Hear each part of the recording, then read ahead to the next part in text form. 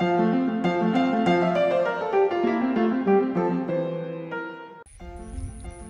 आपण वहागरातील अजगुली येथे संतोष जोगळेकर यांच्या बागेत आलेलो आहे। आज त्यांनी अजगुली येथील कातळाच्या जागेत विविध पिकं काढलेली आहेत आणि आत्ता सूर्यफुलाची लागवड केलेली आहे। सूर्यफूल एकदम पूर्णपणे आत्ता एक उगवलेलं त्यांच्या हातात आहे। आपण काय काय त्यांनी उत्पादनं घेतली ती त्यांच्याकडूनच माहिती काढूया। सूर्यफूल आपण केलं आहे, आत्ता भुईमुग पेरला आहे, नवलकोल केलेलं आहे, बॅडगी मिरची, काश्मीरी मिरची आणि गुंटूर मिरची याची पण आपण आता सध्या ट्रायल घेतोय की ज्याच्यामुळे आंब्यामध्ये आंतरपीक घेऊन आंब्याच्या व्यतिरिक्त लोकांना उत्पादन मिळेल असा आपला उद्देश आहे। आता ट्रायल तरी चालू आहे, सक्सेस झाली तर मग आपण काही जण ह्याचा एक ऑप्शन देऊ शकतो। पण यापूर्वी काय काय पिकं घेतली तुम्ही? यापूर्वी भात घेतलाय। भातानंतर कोणता लावला होता? भात कोणता लावला होता? भात आपलं सुधारित जातीचं लावलेलं होतं। पण या कातळावर लागवड कशी केली त्या भाताची? कातळावर आपण मल्चिंग पेपरवर सुरुवातीला ती केली होती, त्याच्यामध्ये टोकन पद्धतीने आपण भात लावलेलं होतं। त्याचं जवळपास 3 गुंठ्यामध्ये आपण लावलं होतं। 3 गुंठ्यामध्ये 109 किलो म्हणजे पक्षापेक्षाने खाऊन 109 किलो भात मिळालं, तर 70 किलो तांदूळ झालेलं आहे। आणि मिरची लागवड किती केली होती? मिरची लागवड आता आपण सांडगी मिरची जी भरायची मिरची असते त्याची 500 रोपांची लागवड केलेली आहे। मागच्या वर्षी ती आम्ही 300 रोपांची केली होती, त्याची 260 रोपं जगली होती। त्याच्यामध्ये जवळपास आम्हाला 28,000चं उत्पन्न मिळालं होतं। आणि अजून काय काय उत्पादन घेऊन झालेली? टोमॅटोची लागवड केलेली आहे,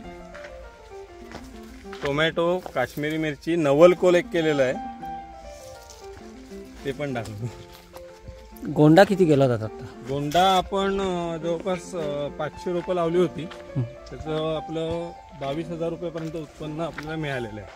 ह्या वर्षी ट्रायल होती, पुढच्या वर्षी ते उत्पादन आपलं वाढू शकते। कोणता लावला होता गोंडा?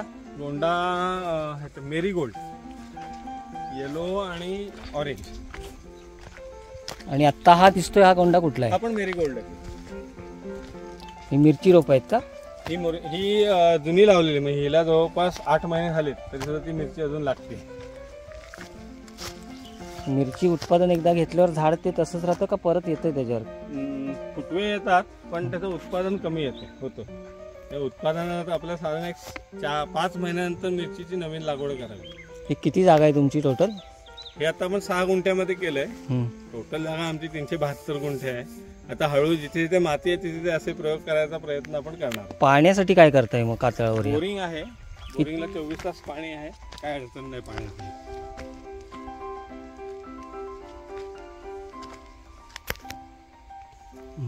कलिंगण लागवडीची आपण ट्रायल घेतलेली आहे।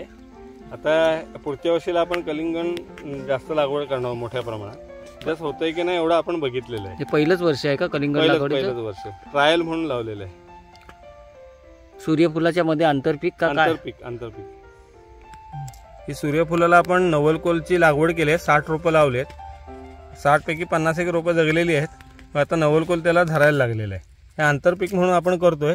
हे ट्रायल बेसिस आहेत की सूर्यफुलामध्ये आपण अजून आंतरपीक घेतलं तर आपलं उत्पादन वाढू शकेल। नवलकोल म्हणजे काय नक्की? काय कोबी टाईपच्याच वर्गाचं एक हे पीक आहे, पण हे जास्त कोणाला तसं सहसा माहिती नाही, पण ह्याला व्हिटॅमिन्सनी खूप असतात। हे आपण बीजमाता राहीबाई पुपरे यांच्याकडून गावठी भेंडीचं बी मागवलेलं आहे। आत्ता ॲक्च्युअल रोप लागवड झालेली आहे, लागल्यानंतर आपल्याला समजेल ॲक्च्युअल काय रिझल्ट येतो ते। गावठी भेंडी का? गावठी भेंडी। हे काश्मीरी मिरची आहे, ह्याची पण आता सध्या ट्रायल सुरू आहे। आंतरपीक म्हणून आंब्याच्या बागायतदारांना हे केव्हाही उपयोगी ठरू शकतं पीक। त्याची ट्रायल एकदा झाली की मग आपण सांगू शकतो किती उत्पन्न मिळालं त्यापासून। ते कातळावर बेड तयार केले, ती माती कुठून आणली तुम्ही सगळी? नाही, ही कशी हा थोडासा खालचा भाग असल्यामुळे वरच्या भागातली सगळी माती पाण्याबरोबर वाहून इकडे खाली आलेली आहे। त्यापासून आपण त्याचा उपयोग करून आपण हे सध्या प्लॉट केलेलं आहे। किती बेड आहेत इथे असे तयार केलेले? इथे जवळपास एक 14-15 बेड आहेत। आणि पाणी सगळी dripper system? Dripper system inline lateral आहे, 40 सेंटीमीटर बाय 40 सेंटीमीटरवर।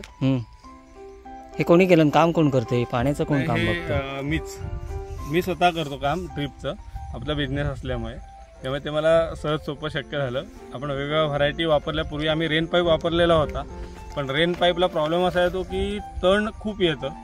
पण ते हे 40 सेंटीमीटरवरती इनलाईन लॅटरल जे आहे ते सगळ्यात बेस्ट उपाय आहे की तण खूप कमी येतं. त्यामुळे माणसांची मजुरी आपल्याला कमी द्यायला लागते. आत्तापर्यंत जी उत्पादनं घेतली त्याच्यात कुठे लॉस झाला काय तुमचा? नाही, अजूनपर्यंत तरी मला काय लॉस नाही.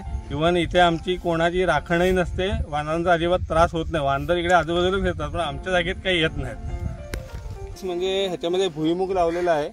ह्याच्यामध्ये 2 साईडला 45 सेंटीमीटरवरती 45 सेंटीमीटर व 15 सेंटीमीटरवर म्हणजे लाईनमधलं अंतर 15 सेंटीमीटर, 2 ओळींमधलं अंतर 45 सेंटीमीटर असं घेऊन भुईमुगाची लागवड केलेली आहे.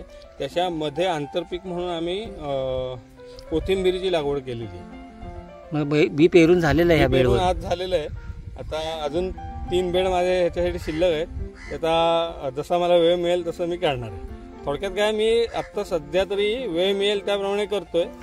भविष्यात आपण मी म्हणजे ह्याचा पुरेपूर फायदा घेणार आहे. इथे कोण कोण बघायला येतो मग? खूप टुरिस्ट लोक वगैरे सूर्यफुलात फोटो काढायला चिकारजण येतात आणि बाकीचे लोक वाघाची पण बघायला येतात. वेगवेगळे प्रयोग करतो म्हणून. या कामासाठी मदत कोण कोण करतो तुम्हाला?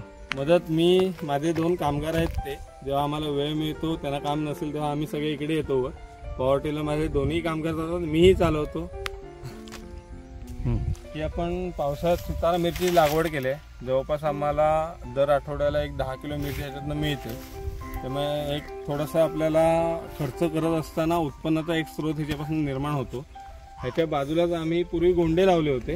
आता तिथे आम्ही सांडगी मिरचीसाठी जी मिरची येते लहान भरायची मिरची, त्याची आम्ही आत्ता इथे 500 रोपांची लागवड केली आहे. आंतरपीक म्हणून ह्या लाईनीमध्ये मुळा घेतलेला आहे. पलीकडच्या लाईनीमध्ये आम्ही पालक घेतलेला आहे. त्या पलीकडे आता कोथिंबीर आम्ही आंतरपीक म्हणून घेणार आहोत.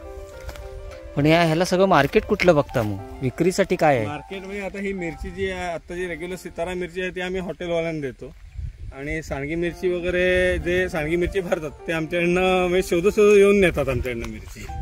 पण ते बाकी गोंडा पडवळ सगळं केलं तर ते कसं काय विक्री झाली मग? जवळपास माझे पडवळाचे 4च वेल होते. त्यापासून मला 175 किलो वगैरे उत्पन्न मिळालं. म्हणजे चिकार उत्पन्न मिळालं त्याच्या हिशोबात. पण असं रेग्युलर आम्ही, माझं दुकान आहे बाजारपेठेत, तिथेच आम्ही हे सगळं विकलेलं. आता कैरी झाली मोठी, कसली औषध फवारणी अजूनपर्यंत केलेली नाही. किती झाड आहेत आंब्याची ह्या जागेत? आंब्याची 400 झाडं आहेत. त्यातली आता किती लागत आहेत? जवळपास आता सगळीच लागायला लागलेली आहे.